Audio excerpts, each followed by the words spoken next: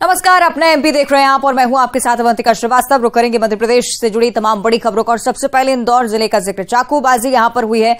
बदमाशों की कमिश्नरी को चुनौती, अब ये कहीं ना कहीं कह सकते हैं आप कि पुलिस कमिश्नर सिस्टम इंदौर में, लेकिन इसके बावजूद उसका कोई खास असर नहीं। ओवरटेक से नाराज कार सवार बदमाशों ने हमला किया। 2 सगे भाइयों पर चाकुओं से वार किए गए। एक भाई की स्थिति गंभीर बनी हुई है, पिता को भी चोट आई है। गंभीर स्थिति में एमवाई अस्पताल में सभी का उपचार जारी है। आपको बताएं कि भोपाल से महू की ओर ये परिवार जा रहा था। पिचौली बाईपास पर ब्रिज के पास कार रोककर बदमाशों ने हमला बोल दिया। हमलावर बदमाश 2 कारों में सवार थे। बदमाशों के कुछ साथी दूसरी कार में भी सवार थे और कुछ ऐसे भी लोग जिन्होंने ओवरटेक से नाराजगी ऐसी जाहिर की कि ताबड़तोड़ वार करने शुरू कर दिए। नशे की हालत में लोग बताए जा रहे थे। इस बारे में भी जानकारी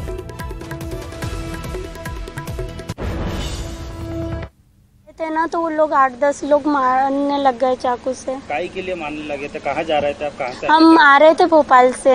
कहाँ जा रहे थे आप? हम लोग मऊ जा रहे थे। तो क्यों विवाद क्या? कुछ नहीं, वो पिए हुए थे ऐसे ही, तो एकदम उनने गाड़ी घुमाई जी। हाँ, तो सामने आके इन्हें बोल दिया होगा कि भैया ढंग से चलाओ। तो आके उनने चाकू मारा पिटी करने लग गए, चाकू से हमला किया। हाँ। किसके ऊपर हमला किया? मेरे देवर पे, मेरे हस्बैंड पे, मेरे ससुर पे। एक परिवार जो भोपाल से महू जा रहा था और वो परिवार की गाड़ी को शायद ओवरटेक करने के सिलसिले में कुछ विवाद हुआ और रोकी गाड़ी। उसके बाद जो मुझे अभी ज्ञात हुआ है, जो बताया जा रहा है, उसमें एक एक्सयूवी काले रंग की 500 थी और एक सफेद कार थी। उसमें करीब 4-5 लड़के और 2 लड़कियां थी, ऐसा बताया जा रहा है। और उन्होंने इनकी गाड़ी को रोका और विवाद के बाद उन्होंने इनको चाकू मारे। राजकुमार और दीपक सोंदिया, ये 2 भाई हैं, इनको चोटें आई हैं। आगे बढ़ते हैं। सतना से अगली बड़ी खबर, जहां चोरी करने घर में 2 चोर घुसे, जिन्हें ग्रामीणों ने फौरन पकड़ लिया। चोरों के साथ जमकर मारपीट हुई है। मौके पर पुलिस पहुंची, दोनों युवकों को छुड़ाया है। दोनों युवकों को पिटाई से गंभीर चोटें आई हैं। मझगवा थाना क्षेत्र के चौराहा का ये पूरा मामला। पुलिस मामले की जांच में जुटी हुई है कि क्या कुछ किया इन दोनों युवकों ने, ये पता लगाने की कोशिश। लेकिन उससे पहले की तस्वीरें आप देखें। दोनों युवक चोरी करने आए थे। ग्रामीणों को जैसे खबर मिली, दोनों को पकड़कर बुरी तरह से मारा गया है। फिलहाल ये युवक पुलिस हिरासत में है। पुलिस की तरफ से पूछताछ की जा रही है, लेकिन उसके पहले ग्रामीणों की तरफ से जमकर मारपीट हुई।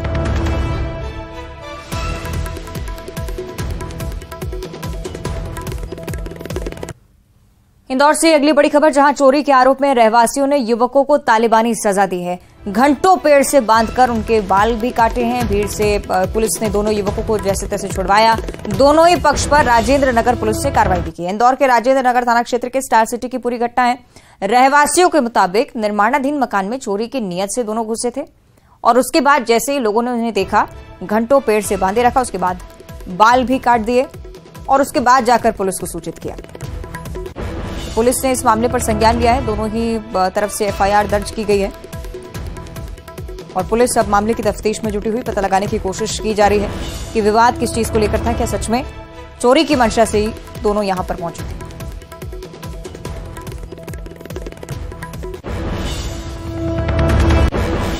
इंदौर से अगली बड़ी खबर, जहां मॉल के बाहर OMG 2 फिल्म का विरोध जताया गया है। परशुराम सिन्हा ने अक्षय कुमार का पुतला भी जला दिया। फिल्म के दृश्यों पर आपत्ति जाहिर की जा रही है। इससे पहले भी आपने इस तरह के सिलसिले देखे होंगे।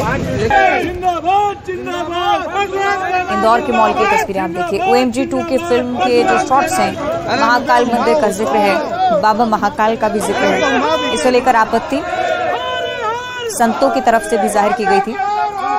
अब चूंकि ये फिल्म रिलीज हो चुकी है, बड़ी संख्या में लोग देखने के लिए भी पहुंच रहे हैं। उससे पहले थिएटर के सामने किस तरह से प्रदर्शन हुआ है, उसकी भी तस्वीरें हम आपको दिखाएं।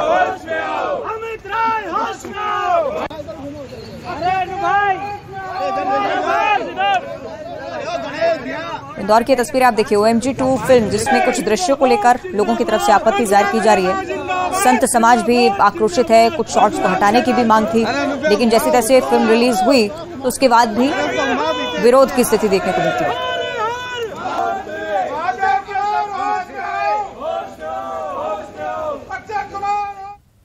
और भोपाल के नरेला से आज मंत्री विश्वास सारंग ने 101 बसों के जरिए भक्तों को महाकाल दर्शन कराने के लिए रवाना किया। इस मौके पर विश्वास सारंग ने कहा कि मेरे विधानसभा के लोगों की इच्छा थी कि वो महाकाल के दर्शन करें और मैंने उन्हीं के इच्छा के अनुरूप काम किया। उसी की तस्वीरें आपकी टीवी स्क्रीन पर।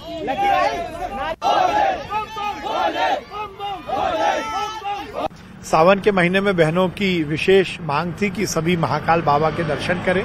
महाकाल लोक बन गया है, उसका भ्रमण करें, उसके दर्शन करें।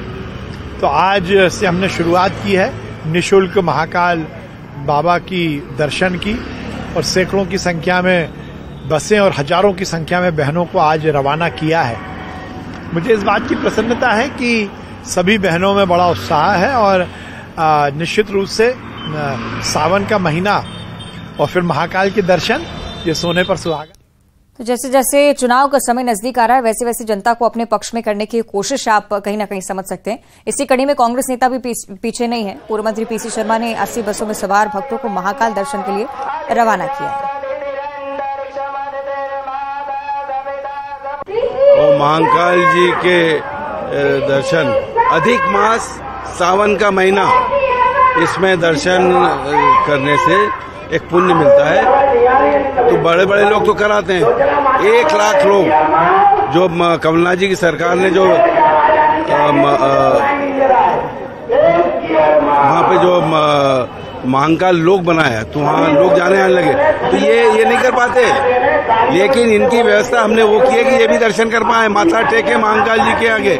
और ये जो महंगाई और बेरोजगारी के काल से परेशान है वो महाकाल उसका निराकरण है, ये आराधना करने जा रहे हैं। तो दोनों ही पार्टियों की तरफ से इसी तरह की कवायद आपने देखी और ज्यादा चर्चा इस पर हम करेंगे। इससे अनुराग श्रीवास्तव भोपाल से हमारे साथ लाइव जुड़ रहे हैं। अनुराग, धार्मिक आयोजन लेकिन राजनीतिक प्रयोजन, इसी दृष्टि से लोग देखते हैं क्योंकि चुनावी साल भी है। क्या कुछ कहा गया है दोनों ही पार्टियों की तरफ से और किस तरह की प्रतिक्रिया श्रद्धालुओं की तरफ से? बिल्कुल, देखिए अभी तक तीर्थ दर्शन योजना मध्य प्रदेश में ज्यादा चर्चा में रहती थी, लेकिन अब खुद जो स्थानीय विधायक हैं वो अपने विधानसभा के लोगों को जो है महाकाल लोक का भ्रमण करा रहे हैं, महाकाल के दर्शन करा रहे हैं। उसके पीछे वजह साफ तौर पर समझी जा सकती है कि विधानसभा का चुनाव नजदीक है और ऐसे में ज्यादा से ज्यादा लोगों को धार्मिक यात्रा के कराकर अपनी पेट को मजबूत बनाने की कोशिश में नेता हैं। देखिए किस तरीके से व्यवस्था बदली जा रही है। पहले किसी वाहन को रवाना करने से पहले हरी झंडी दिखाई जाती थी, लेकिन चाहे हम विश्वास सारंग के बसों के रवाना करने का तरीका देख लें या पीसी शर्मा के बसों को रवाना करने का तरीका देख लें, भगवा ध्वज लहराकर जो है बसों को रवाना किया जा रहा है। यानी कि हिंदुत्व वोटर पर सबकी नजर है और यही वजह है कि चाहे बीजेपी हो, कांग्रेस हो, स्थानीय वोटरों को खुश करने के लिए धार्मिक यात्रा के बहाने अपने हिंदुत्व की छवि को दिखाने की कोशिश की जा रही है। और यही वजह है कि आज भोपाल से एक तरफ जहां नरेला विधानसभा के करीब 5000 से ज्यादा श्रद्धालुओं को 101 बसों के जरिए महाकाल दर्शन के लिए विश्वास सारंग ने रवाना किया, तो वहीं दूसरी तरफ पीसी शर्मा ने दक्षिण पश्चिम विधानसभा के करीब 2000 से ज्यादा श्रद्धालुओं को आज महाकाल दर्शन के लिए रवाना किया है। चलिए देखने वाली बात ये कितना फायदा किस पार्टी को होता है। शुक्रिया आपका अनुराग, फिलहाल जानकारी के लिए आप बने रहेगा हमारे साथ, आगे भी आप चर्चा करेंगे। आगे भी खबर कमलनाथ से जुड़ी हुई ही, जहां कांग्रेस को लेकर जो सियासत तेज हो रही है, 50% कमीशन वाला बयान, उसके बाद कहीं ना कहीं एफआईआर दर्ज हुई, अरुण यादव पर भी केस दर्ज हुआ है। कांग्रेस ने हालांकि ये साफ तौर पर कह दिया है कि हम जनता से जुड़े सवाल उठाते रहेंगे, हम डरने वालों में से नहीं। कमल जी ने स्पष्ट कहा था कि इस भ्रष्ट लोगों से, बेईमान लोगों से डरने की जरूरत नहीं है और इसी को आगे बढ़ाते हुए मध्य प्रदेश कांग्रेस कमेटी के माध्यम से हमने इस आवाज को प्रदेश की जनता के सामने रखने का प्रयास किया है।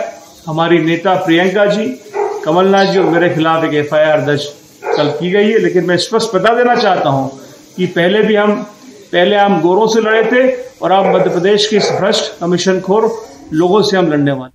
सही कि अनुराग हमारे साथ लगातार जुड़े हुए, उनका हम रुक कर लेते हैं। अनुराग, एक और मुद्दा प्रदेश का जिससे लेकर सियासत गर्माती जा रही, एक तरफ बीजेपी में भी आक्रोश इससे लेकर, लेकिन कांग्रेस कह रही है कि हम डरने वाले नहीं है।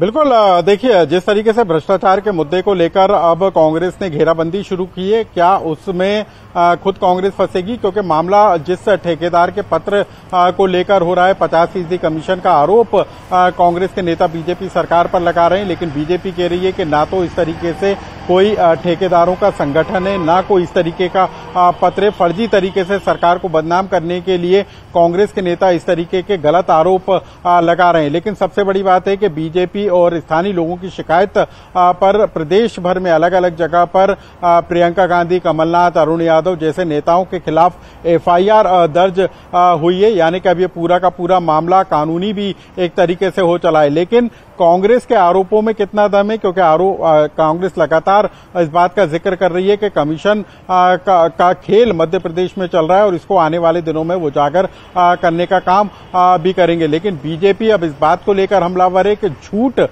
फैलाकर, भ्रम फैलाने की कोशिश करके माहौल खराब करने की कोशिश कांग्रेस पार्टी कर रही है। तो कुल मिलाकर कमीशन, 50% कमीशन वाली सरकार का मुद्दा अब मध्य प्रदेश में गरमाता हुआ नजर आ रहा है। एक तरफ कांग्रेस जहां इस मुद्दे को लेकर सरकार की घेराबंदी करने में लगी है, तो वहीं बीजेपी इसे झूठ फैलाने की राजनीति करार दे रही है। चलिए, सियासत लगातार बढ़ती हुई। बहुत शुक्रिया आपका अनुराग, इस पूरी जानकारी को साझा करने के लिए।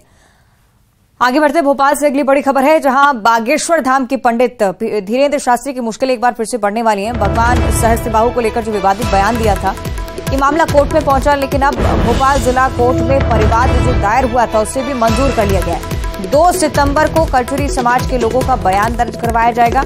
उससे पहले ये माना जाने लगा था कि पंडित धीरेन्द्र शास्त्री अपने इस बयान के चलते विवादों में रह सकते हैं। इस तरह की स्थिति भी बनती है। अपने जो धार्मिक भावनाओं का आहत किया गया है, ऐसे बयान दिए, कथन दिए जाकर, और यूट्यूब और फेसबुक के माध्यम से जो ऑडिट वीडियो निकला है उनका, उसको संज्ञान में लेकर आज हमने प्रकरण परिवाद दर्ज किया है। परिवाद में आज डॉक्टर ललन मालवीय जी के बयान हुए हैं। अब ये आगामी बयान के लिए 2 सितंबर 2023 की तारीख दी गई है और मुझे पूरा विश्वास है कि न्याय की जीत। धार की आगे बात करेंगे, जहां मधुमक्खी के हमले में एक व्यक्ति की जान जा चुकी है। मधुमक्खियों के हमले में 4 लोग जख्मी हैं। घायलों को बड़वानी रेफर किया गया है। अंतिम संस्कार से सभी लोग लौट रहे थे। धार के खेरवा ग्राम की ये पूरी घटना, धार का ये पूरा मामला। मधुमक्खियों के हमले के चलते एक व्यक्ति की जान जा चुकी है। 4 अन्य लोग जो कि फिलहाल इलाजरत हैं, बड़वानी उन्हें रेफर करना पड़ा है। हालत उनकी गंभीर बनी हुई है।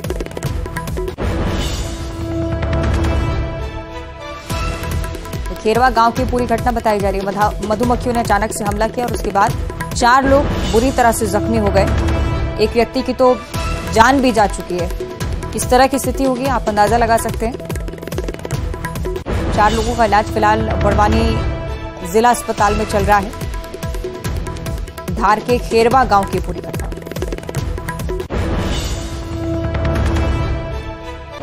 नर्मदापुरम से अगली बड़ी खबर, जहां सड़क पर तेंदुआ नजर आया है। एक बार फिर से इटारसी के तिलक सिंदूर रोड पर तेंदुआ दिखा है।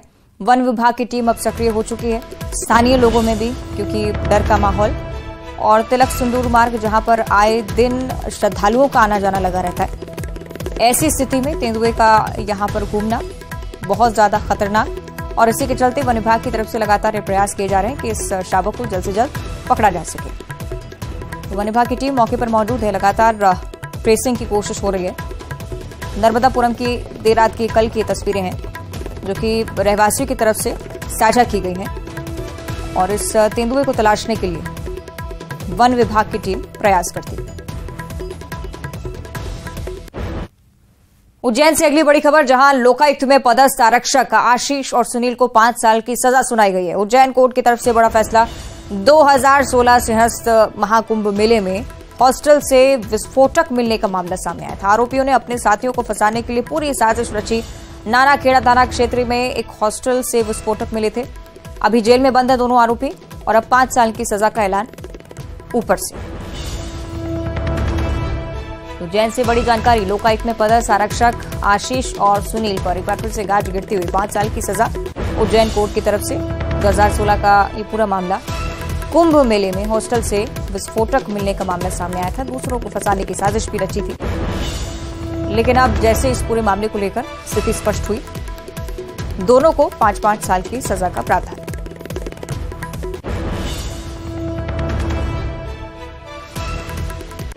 इधर जबलपुर के नेताजी सुभाष चंद्र बोस मेडिकल अस्पताल के पास एक नवजात बच्ची का शव मिलने से हड़कंप मच गया। अस्पताल के सामने स्थित पेट्रोल पंप के कचरे के ढेर में नवजात बच्ची का शव देखा गया। देर रात करीब 10 बजे पेट्रोल पंप के पास एक शख्स कचरे के ढेर के पास पहुंचा था और टैंकनुमा कचरे के डिब्बे में बच्ची का शव देकर हैरान रह गया। तत्काल उसने पुलिस को सूचना दी। मौके पर पुलिस पहुंची। नवजात बच्ची के शव को लेकर कचरे के ढेर से बाहर निकलकर अस्पताल सबसे पहले पहुंचाया गया। ड्रिप लगवाई गई।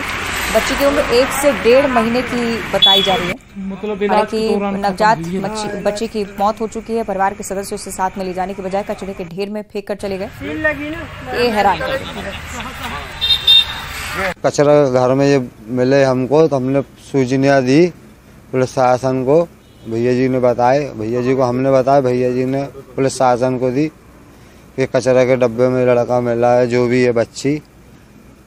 हम गए वहाँ बाथरूम करने, हमने देखा क्या हैगा, हमें कुछ हैगा तो हमने पलटाए तो उसमें हमको देखा बच्चे के पैर क्या है। मोमोस वाले भैया को बताए तो उन्होंने पुलिस शासन को बुलवाया और हम चीलघर के सामने खड़े हैं भैया जी। एक कचरे के ढेर में एक नवजात बच्चा मिला है पैदाइश, कम से कम ये 1-1.5 महीना का होगा और ये मेडिकल की इलाज हुआ है। शायद इसमें पट्टी भी बंधी है हाथ में, पेट में और डायपर भी पहने हुआ है। बच्ची है। इसे लगता है इलाज के दौरान ये ख़त्म हो गई है मेडिकल अस्पताल में। तो कोई शख्स जो है इसको थैले में भर के कचरे के ढेर में डाल दिया था। इसके जो है हम मेडिकल मर्चुरी में रखाया गया है। सुबह पंचनामा कार्रवाई कर इस और न्यूज 18 पर खबर दिखाए जाने के बाद एक बड़ा असर हुआ है। नरसिंहपुर में शिक्षा के मंदिर में मधुशाला के मामले को लेकर दोनों लापरवाह शिक्षकों पर गाजगिरी कार्रवाई हो चुकी है। आपको बताएं कि बसेड़ी में 2 शिक्षकों के स्कूल में शराब पीकर आने पर जानकारी सामने आई कि करेली ब्लॉक के बीआरसी मुकेश नीमा स्कूल पहुंचे। मामले को सच पता करते हुए फौरन कार्रवाई। स्कूल समय में न पिए। 15 अगस्त को भोपाल के लाल परेड ग्राउंड में होने वाले कार्यक्रम को लेकर तैयारियां पूरी हो चुकी हैं। जवानों ने एक बार फिर से परेड का रिहर्सल किया। 77वें स्वतंत्रता दिवस को मनाने के लिए भोपाल के लाल परेड मैदान में तैयारियां पूरी हो चुकी हैं। आज फुल ड्रेस रिहर्सल की गई है। ये परंपरा रही है कि 2 दिन पहले फुल ड्रेस रिहर्सल की जाती है और वो रिहर्सल यहाँ पर आप देख सकते हैं कि 15 अगस्त को स्वतंत्रता दिवस के मौके पर किस तरीके का नज़ारा लाल परेड ग्राउंड पर रहने वाला है। परेड में शामिल होने वाली टुकड़ियां पूरे जोश और उत्साह के साथ परेड में शामिल होंगे।